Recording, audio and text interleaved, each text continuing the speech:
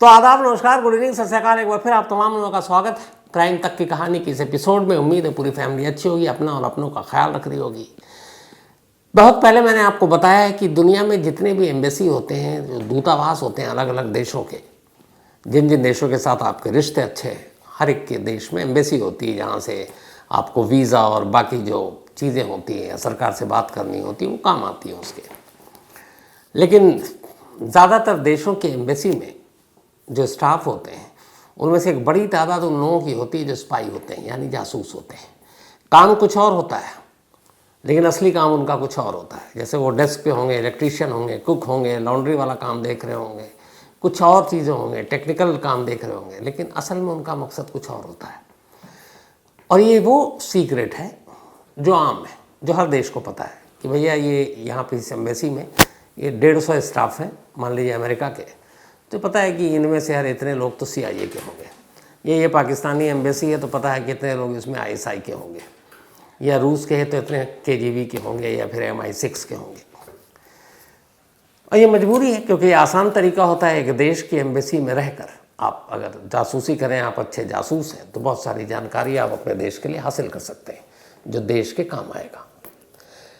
कुछ वक्त पहले आपको एक कहानी बताई थी, सुनाई नहीं थी, बल्कि पूरी डिटेल में नहीं, बस एक ब्रेकिंग न्यूज़ के तौर पर। वो ये थी कि एक रूस में इंडियन एम्बेसी में काम करने वाला एक एम्प्लॉय सत्येंद्र, जिसका नाम सत्येंद्र सिवाल, उसको पकड़ा गया था।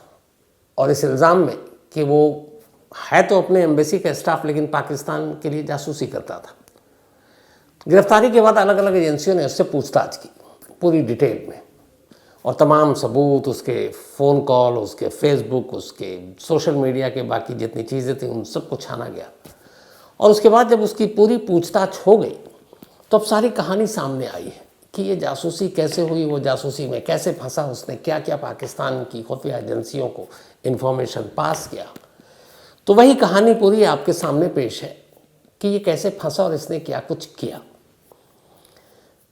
2021 में हापुड़ के रहने वाले, उत्तर प्रदेश, दिल्ली से बड़ा करीब है ये सत्येंद्र, इसने एग्ज़ाम दिया था, उसके बाद पास हुआ। इसको फॉरेन सर्विस में इसकी नौकरी लग गई, विदेश मंत्रालय में, फॉरेन मिनिस्ट्री में।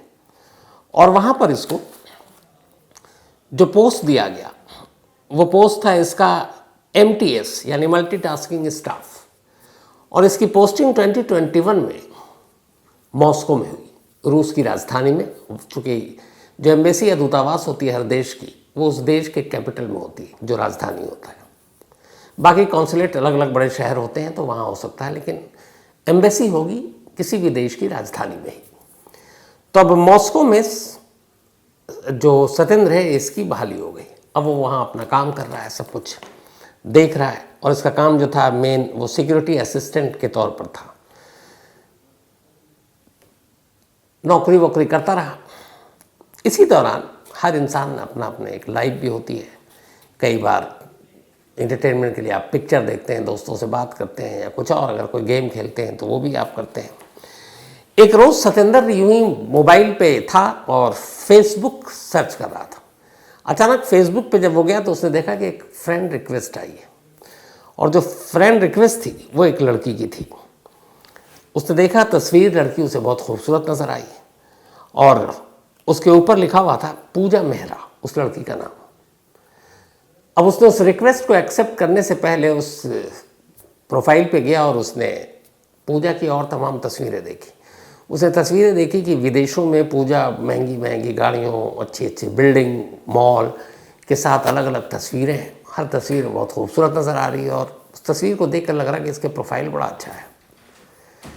तो ये चीज़ें देखकर, मेन था उसकी खूबसूरती को देखकर कायदे से कहें, तो सत्येंद्र ने उसके फेसबुक की फ्रेंडशिप रिक्वेस्ट को एक्सेप्ट कर लिया। अब जब एक्सेप्ट किया, इसके बाद फेसबुक पे थोड़ी थोड़ी बात होने लगी।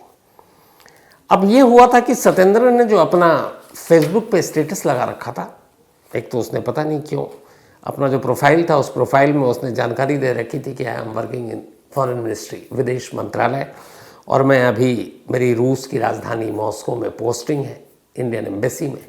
ये उसने, बहुत सारे आदमी अपने प्रोफाइल लगाते हैं फेसबुक पे, अपने पेशे के बारे में जानकारी देते हैं। तो उसने ओपनली ये लिखा हुआ था कि मैं इंडियन एम्बेसी में काम करता हूँ और मॉस्को में इस वक्त पोस्टेड हूँ, इंडियन एम्बेसी के अंदर।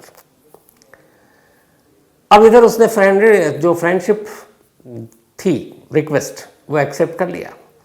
अब धीरे धीरे दोनों की मैसेज से बातें होने लगी, फिर ये लोग मैसेंजर पर आए।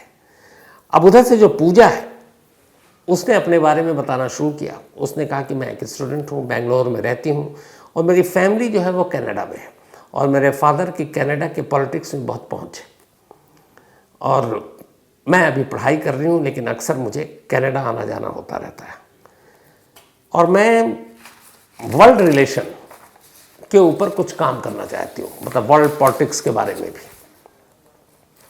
तब इसके बाद जब दोस्ती हुई तो फिर दोनों ने व्हाट्सअप नंबर लिया। अब व्हाट्सअप नंबर पर भी बातचीत होने लगी। जब व्हाट्सअप नंबर पर बातचीत शुरू हुई तो फिर उसके बाद व्हाट्सअप पे चैट भी शुरू हो गए। फिर एक वक्त ऐसा आया जब वीडियो कॉल, और वीडियो कॉल में भी पूजा वैसी ही दिखाई दे रही जैसे वो प्रोफाइल में थी, जिस चेहरे को देखकर सतेंद्र पिघला था।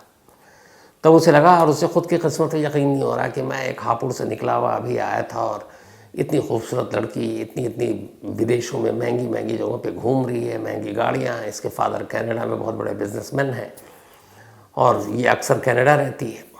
और जब इसने बातचीत की तब भी उसने बताया कि इस वक्त मैं कनाडा में हूँ।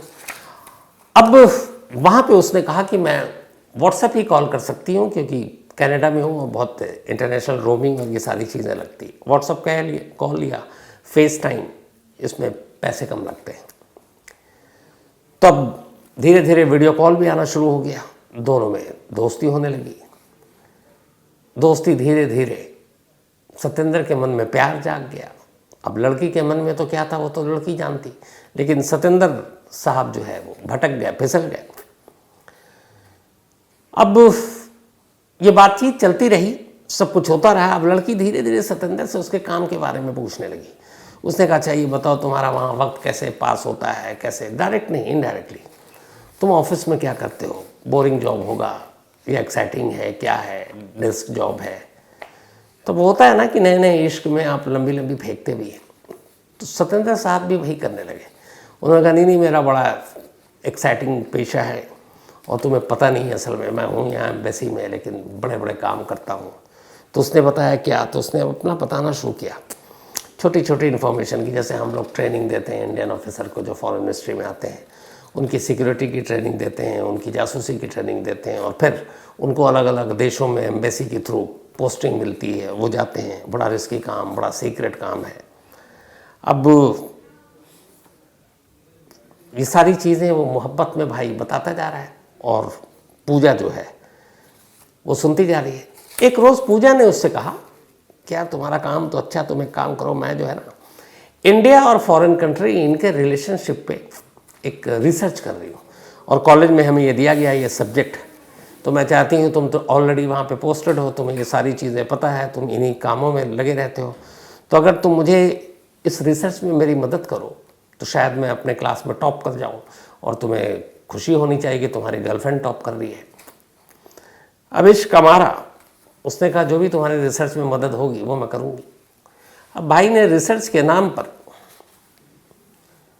वो जो क्लासिफाइड इन्फॉर्मेशन थी वो भी होशियार, क्योंकि उसका तो काम ही यही था कि अच्छा कैसे जासूसी होती है, कहाँ पे क्या होता है, इंडियन नेवी, आर्मी, मिलिट्री, इनके बेस के बारे में क्या कुछ कैसे होता है, इनको कैसे सीक्रेट रखते हैं, इनकी कहाँ कहाँ मेन जगह है, कौन कौन सी ऐसी जगह है जो दुनिया से छुपा कर रखी जाती है। तो ये सारी चीज़ें वो पूछती गई रिसर्च के नाम पर और हमारे आशिक मजनू साहब बताते गए। जब ये लंबा सिलसिला चला और काफ़ी कुछ चला तो फिर उसने कुछ डॉक्यूमेंट्स भी भेज दिए। अब उसने ये सब रख लिया। एक रोज़ फिर धीरे से पूजा अपने असली रंग पर है और उसने कहा कि मैं तुम्हें एक बात बताती हूँ, तुम गुस्सा मत होना।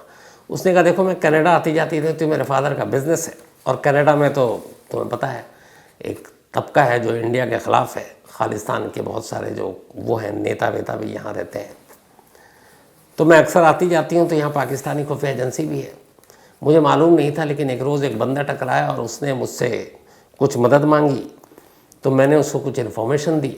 बाद में मुझे पता चला कि वो पाकिस्तानी खुफिया एजेंसी ISI का बंदा है, लेकिन उसने मुझे बहुत पैसे दिए और मुझे लगता है कि कोई ख़ास जानकारी नहीं थी, बहुत बेकार से जानकारी दी होगी, लेकिन पैसे दिए तो मुझे मज़ा आया।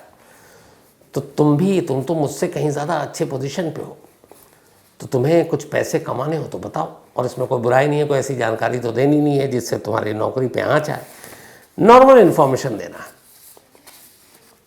पहले तो डरा सत्येंद्र, फिर लगा कि बुराई क्या है यार, और वैसे भी अभी इश्क वही है ना कि दिमाग पे को उसके कब्ज़े में ले चुका है।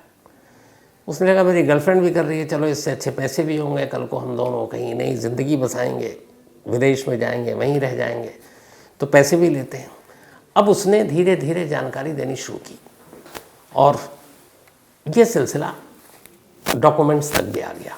मतलब बहुत सारी ऐसी जानकारी दे जो खुफिया डॉक्यूमेंट्स थे वो भी चले गए। अब ये जानकारी देने लेने का सिलसिला जारी था, सब कुछ चल रहा था।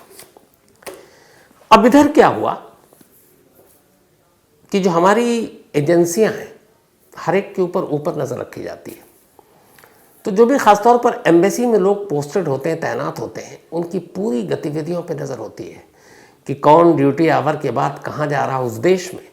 अगर सपोज़ मॉस्को में है तो इसके शिफ्ट पूरी होने के बाद ये क्या करता है, कहाँ जाता है, बाकायदा एक एक बंदे के बारे में रिपोर्ट रखी जाती है। ये सोशल मीडिया पर कितना एक्टिव है, ये मोबाइल पे कितनी देर बात करता है, ये मैसेज पे कितनी देर रहता है, ये यूट्यूब पे कितनी देर रहता है, मतलब हर चीज़ उसकी एक तीसरी नज़र उसको टटोलती रहती है। जब ये गया था 21 में, तब भी ये सत्येंद्र के बारे में ये जानकारी इकट्ठी की जा रही थी, तब तक सब नॉर्मल था। अचानक महसूस किया एजेंसियों ने कि 2023 में के बाद से लगभग 6 महीने पहले से इसकी इंगेजमेंट मोबाइल पे बहुत बढ़ गई है, ख़ास तौर पर व्हाट्सएप पे, फेसबुक पे, और इन चीज़ों पे ये बहुत घंटों घंटों रहता है। उसमें आवर्स भी वो लोग ढूंढ लेते हैं कि कितनी देर तक क्या है।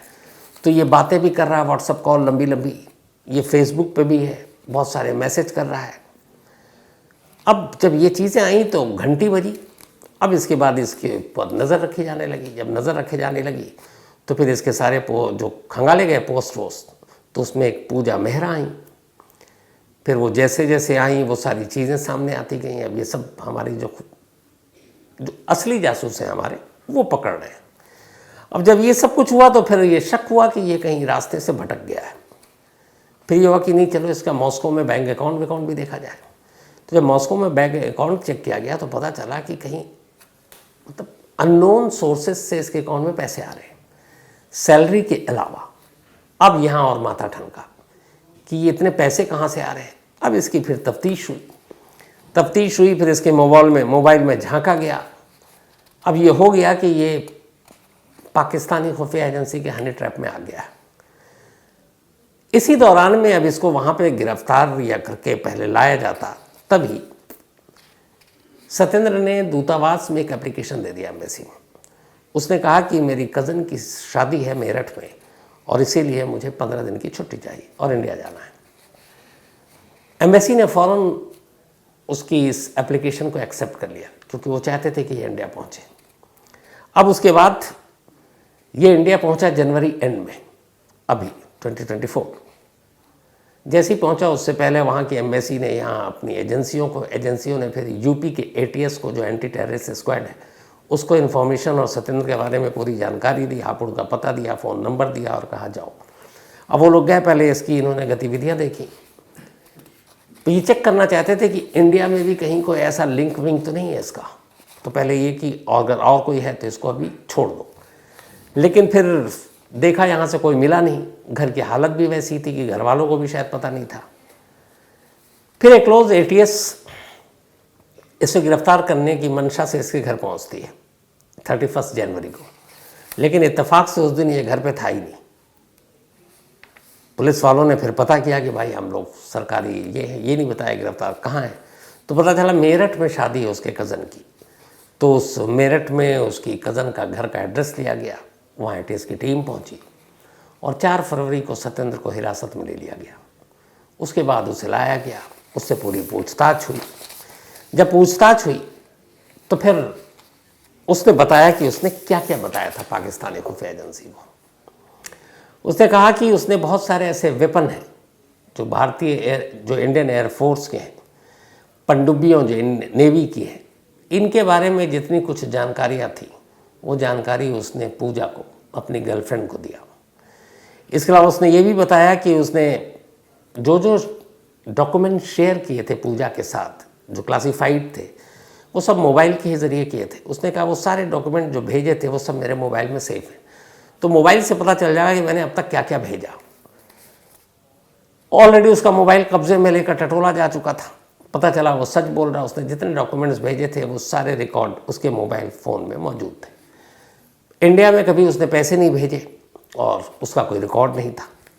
फिर ये पता चला कि असल में पूजा मेहरा कोई और नहीं बल्कि पाकिस्तानी खुफिया एजेंसी ISI की जासूस थी।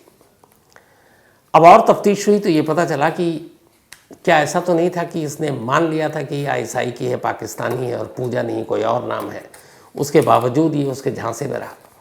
तो जो लास्ट जानकारी है उसके हिसाब से ये आखिरी तक सदन ऐसी गलतफहमी में था कि पूजा जो है वो बेंगलोर से है, इंडियन है, कनाडा में उसके पेरेंट्स रहते हैं। उसके ख्यालों में भी नहीं था कि वो ISI के लिए काम करती है। शायद ये वो एक पहलू है जिसकी वजह से उसके साथ कुछ रहम या मुरव्वत बरती जाए। लेकिन बाकायदा ऐसे लोगों की ट्रेनिंग दी जाती है कि आपको किससे बात करनी है, किससे नहीं करनी है, कितनी बात करनी है। इवन आप अपने घर वालों को क्लासिफाइड डॉक्यूमेंट्स के बारे में नहीं बता सकते हैं।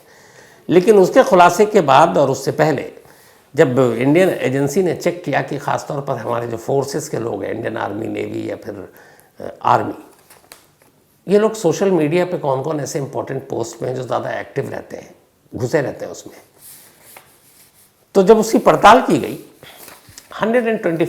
125 फेसबुक प्रोफाइल ऐसे मिले जो हमारी फोर्सेस के लोगों के साथ जिन्होंने फ्रेंडशिप रिक्वेस्ट एक्सेप्ट करके बातचीत की थी, और वो 125 की 125 पाकिस्तानी लड़कियां थी जो हिंदुस्तानी अलग अलग नाम से, कोई पूजा, कोई आरती, कोई शीला, इस नाम से बातें किया करती थी, लेकिन वो सब पाकिस्तानी थी। जब वो बात करती थी तो पूरी ट्रेनिंग के साथ उनको तमाम चीज़ें बताई गई थी, हिंदी कैसे बोलनी है, इंग्लिश कैसे बोलनी है। दूसरा बड़ा आसान तरीका ये होता था कि कभी भाई ये नंबर कैसे पकड़ा जाए, तो ये लोग हमेशा VoIP कॉल का यूज़ किया करते थे, क्योंकि पाकिस्तान के नंबर से आप पकड़े जाएंगे।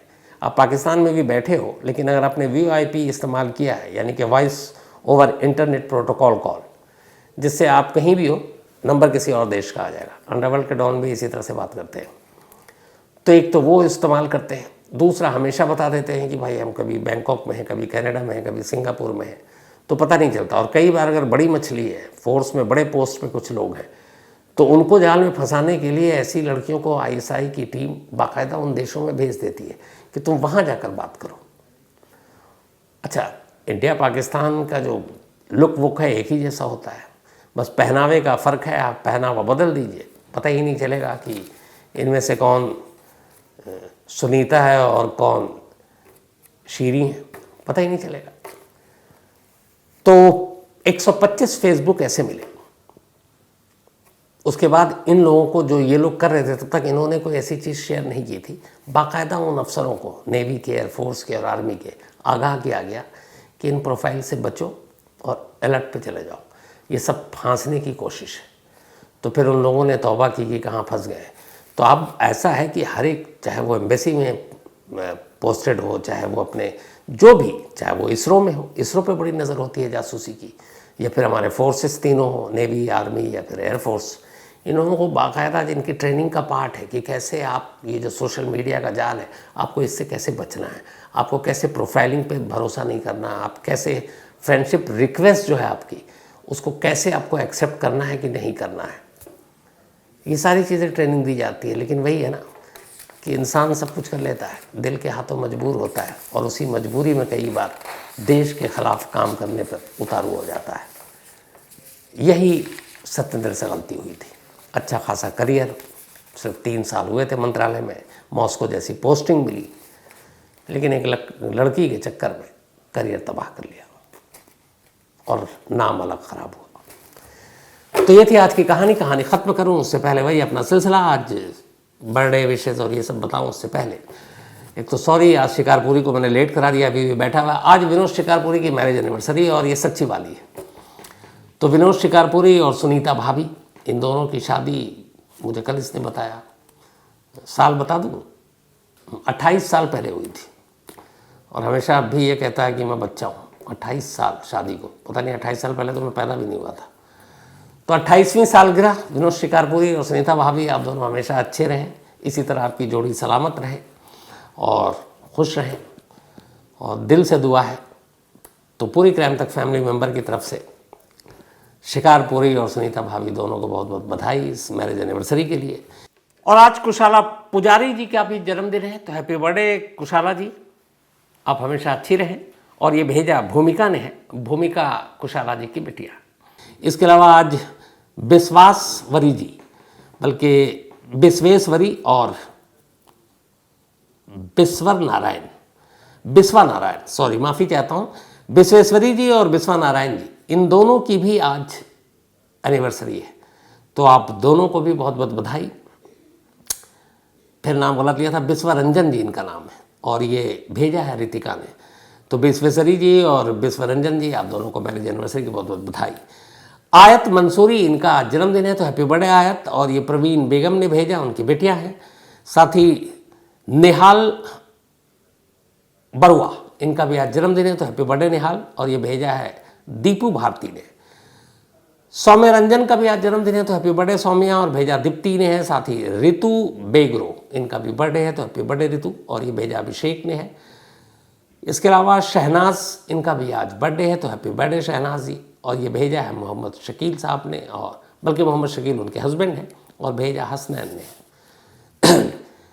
इसके अलावा Tanish Mahesh Kemkar, all the best. 10वीं का एग्ज़ाम शुरू हो गया, तो हमारी क्राइम तक फैमिली मेम्बर में जितने भी 10वीं 12वीं का एग्ज़ाम दे रहे हैं, उन सबको ऑल द बेस्ट पूरी क्राइम तक फैमिली मेम्बर की तरफ से।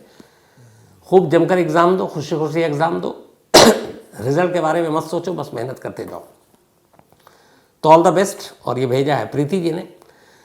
Shibi Dubey, thank you so much. Govind Kushwaha, thank you आपका भी। Vivek Pohre, thank you so much. और इन्होंने एक बेहतरीन कविता भेजी है। साथ ही क़ैद साबिर, इन्होंने कहानी की फरमाइश की है। इसके अलावा सुरेश पवार, और इन्होंने सवाल पूछा है सुभाष पवार कि जो आप बर्थडे विश और ये सारी चीज़ें करते हैं, तो ये अपने हाथ से लिखते हैं? बिल्कुल सुभाष भाई, मैं कोई पीए भी नहीं है कि हाथ से लिखेगा, मैं खुद लिखता हूँ और मुझे अच्छा लगता है लिखने में। इसकी वजह है कि 100% कन्फर्म हो जाता हूँ कि कुछ छूटा नहीं। साथ ही Tamim Hussain, thank you so much आपका। इसके अलावा अजीत रानू, इन्होंने कहानी की फरमाइश की है। तो आज कहानी में इतना ही। अब आपसे मुलाकात होगी कल रात 9 बजे किसी नई कहानी के साथ। तब तक अपना और अपनों का ख्याल रखिएगा। Thank you very much.